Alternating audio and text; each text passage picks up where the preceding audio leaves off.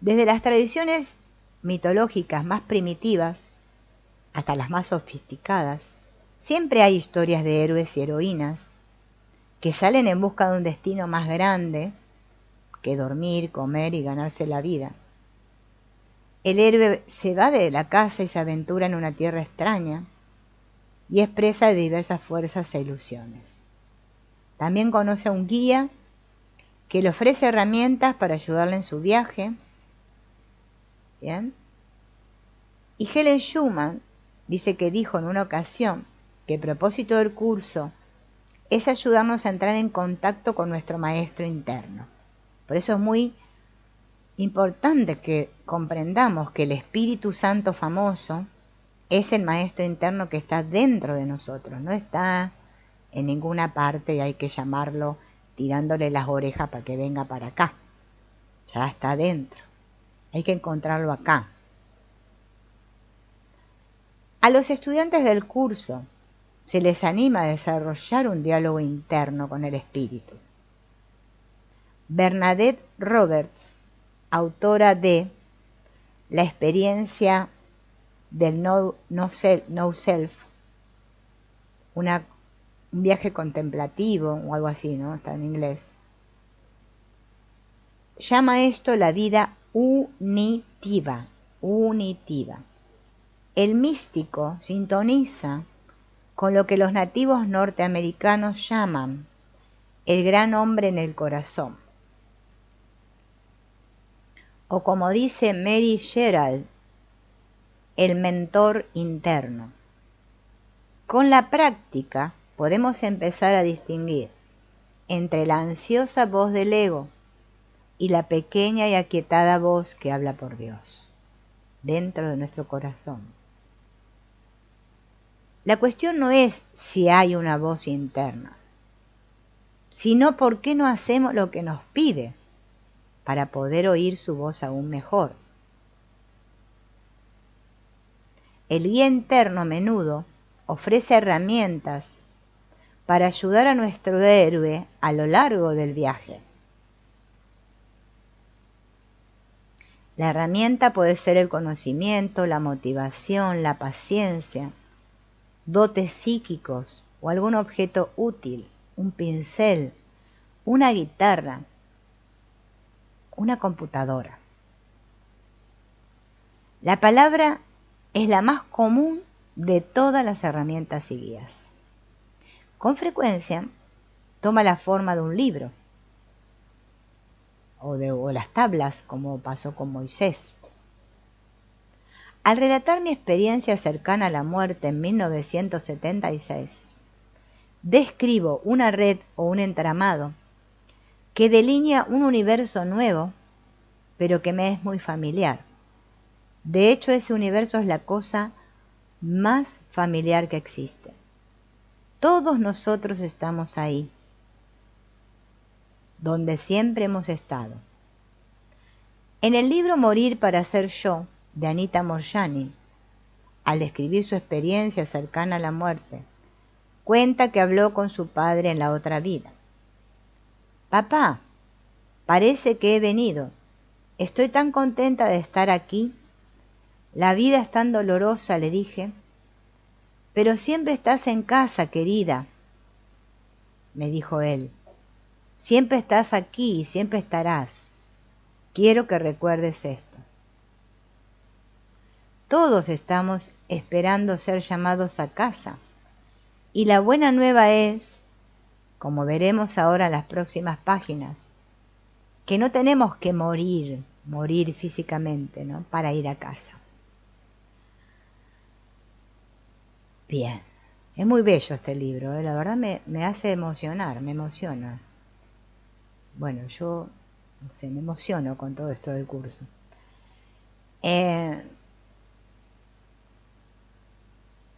Bueno, acá comienza, en esta parte, a hablar de las experiencias místicas y cercanas a la muerte. Y dice, desde que tenemos uso de razón, añoramos saber qué está pasando realmente. ¿Cuál es el significado de lo que llamamos vida? ¿Tiene algún significado la vida? ¿Está lo que llamamos vida limitado a una breve experiencia del organismo biológico que pueda durar 80 años y eso es todo? ¿Las luces se apagan para siempre?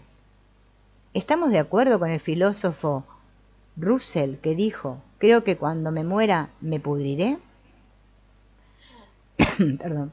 Desde que tenemos la capacidad de hablar, ha habido personas que nos han contado experiencias inusuales en las que han sido capaces de ver más allá de lo obvio. Han sido capaces de conectar con la sabiduría superior o de ver cosas que no son accesibles a los ojos, ni a los oídos, ni a los demás sentidos. Y ahora aquí habla sobre el instante santo. Ay, me agarró hipo. Haciendo referencia a el capítulo 20, sección 2, párrafo 8. El hogar que has elegido está al otro lado, más allá del velo. Ha sido cuidadosamente preparado para ti, y ahora está listo para recibirte. No lo verás con los ojos del cuerpo, sin embargo, ya dispones de todo cuanto puedas necesitar. Lo que se retrata en este párrafo a menudo se denomina experiencia mística. Las experiencias místicas suelen describirse en el curso como el instante santo, un momento en el que somos temporalmente capaces de ver a través de los ojos del espíritu, en lugar de los del ego. Un instante santo es una pequeña apertura, un recuerdo de la eternidad. En esos instantes en que te liberas de toda restricción física, experimentas mucho de lo que sucede en el instante santo. Un levantamiento de las barreras del tiempo y del espacio, una súbita experiencia de paz y alegría. Mas por encima de todo, pierdes toda conciencia del cuerpo y dejas de dudar acerca de si todo esto es posible. A Ken Wapnick le llegaron sus primeras experiencias místicas cuando estaba tumbado en el suelo del apartamento de sus padres en Brooklyn, escuchando música clásica. Como yo crecí en una granja de Missouri en los años 45, la naturaleza me proporcionó el portal que me permitió vislumbrar lo eterno. Lo que sigue es una descripción de una experiencia mística de un instante santo del médico Rod Schelberg. Mi experiencia, dice, es que mi entrar en el instante santo pulsa un interruptor que apaga completamente el tiempo y espacio para todas las cosas. El tiempo y el espacio simplemente se detienen. El tiempo y el espacio dejan de existir para todas las cosas. Cuando salí del tiempo y del espacio, el cosmos se apagó. Parece que, o bien todos estamos en el mundo, o bien este mundo se apaga. No tengo razón para creer que este fenómeno sea diferente para cualquier otra cosa que no sea yo. Y como yo no soy distinto de nadie, cuando quiera que uno de nosotros experimente un instante santo, el cosmos simplemente cesa de existir para todas las cosas, hasta que el viajero vuelve del presente al pasado. Entonces la ilusión continúa, desde donde se detuvo cuando el viajero salió del mundo físico. Esta es la razón por la que solo se necesita un maestro de Dios para despertar al mundo. Cuando cualquiera de nosotros hace del instante santo su único instante, todo es sanado y todo despierta del sueño de la muerte. Una experiencia mística con la que casi todo el mundo puede identificarse es la del enamoramiento, en la que algo parece tomar el mando internamente, algo mucho mayor que el pequeño yo egoísta que acostumbra a dominar nuestro pensamiento. Algo nuevo completamente se adueña de nosotros. Queremos gritarlo a los cuatro vientos. Nos enamoramos. Tropezamos con esta experiencia como si nos precipitáramos en caída libre por el espacio, porque somos libres y estamos cayendo en brazos de Dios. Mientras caemos, el ego sigue sacando la cabeza, está en guardia, buscando alguna obstrucción que pueda usar para alterar nuestra dicha. Enamorarse es celestial, perder un amor es el infierno. Cuando estamos enamorados, nuestra mayor alegría consiste en compartir con la persona amada. Entonces sabemos que dar y recibir es lo mismo. La diferencia básica entre un místico y lo que yo llamo una persona normal es que la persona normal es un proyector. La persona normal viene a ser todos nosotros, ¿no?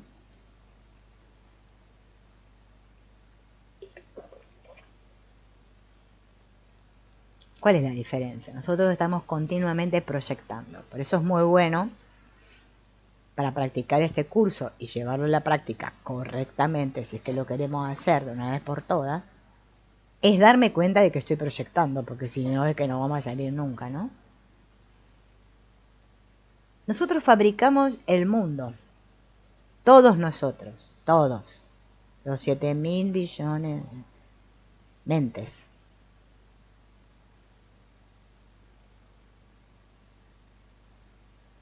Un místico es un receptor. El místico simplemente ve, sin evaluación, sin juicio, sin comentarios, sin condena. El ego es adicto a encontrar problemas, a hablar de ellos. Lo que está mal en el mundo siempre se ve fuera. Nunca está dentro de mí, dice el ego.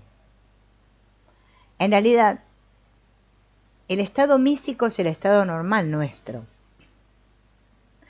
Ser proyectores significa que solo vemos lo que proyectamos. Ser capaces de ver sin proyección es el estado místico. Ese es el estado milagroso. Porque los milagros son naturales. El amor es natural. La comunión es natural. La alegría es natural. Como nuestro verdadero hogar es el cielo y nuestra forma de pensar natural está alineada con la mente de Dios, considerarnos a nosotros mismos separados y pecadores o capaces de pensar fuera de la mente de Dios, eso es lo que no es natural y requiere un falso ajuste de la mente. De momento tenemos invertido y vuelto al revés lo que es natural e innatural. Nosotros hemos estado buscando el dentro afuera, donde no lo vamos a encontrar nunca. Tenemos que invertir nuestra manera de pensar, es decir, en lugar de seguir proyectando, juzgando, culpando, analizando, interpretando y condenando, tenemos que detener toda esta locura y practicar la inversión del pensamiento. Parece como si el mundo determinara lo que percibimos. Una inversión del pensamiento permite la verdadera visión. Nuestros pensamientos determinan el mundo que vemos. Nuestro estado normal, ajustado, a menudo supone abdicar del éxtasis, traicionar nuestras verdaderas potencialidades. El viaje a través de las ilusiones de este mundo no es fácil. Nos encontramos en situaciones en las que somos incapaces de adaptarnos a las expectativas, a menudo contradictorias y en conflicto, de nuestros padres, de la sociedad, de la cultura. Según el psiquiatra Laing, la Iglesia, con sus numerosos constructos ambiguos, mitologías, dogmas, credos y doctrinas, ha dificultado que vivamos una vida natural. Consideremos, por ejemplo, las situaciones en las que ciertas personas experimentan un trastorno de estrés postraumático. A los soldados se los pone en situaciones en que sus vidas corporales están en peligro y luego se les pide que maten a otras personas. La guerra no es natural, es división. No hay guerra en la eternidad. La guerra es el infierno. Hay un creciente número de descripciones de experiencias cercanas a la muerte a lo largo de los últimos años, pero no porque haya más gente que las tenga, sino porque ahora hay más personas capaces de posar los dedos en las teclas del ordenador y escribir una descripción de lo que han visto, y pueden publicarlo en línea, en un libro electrónico o en un formato papel.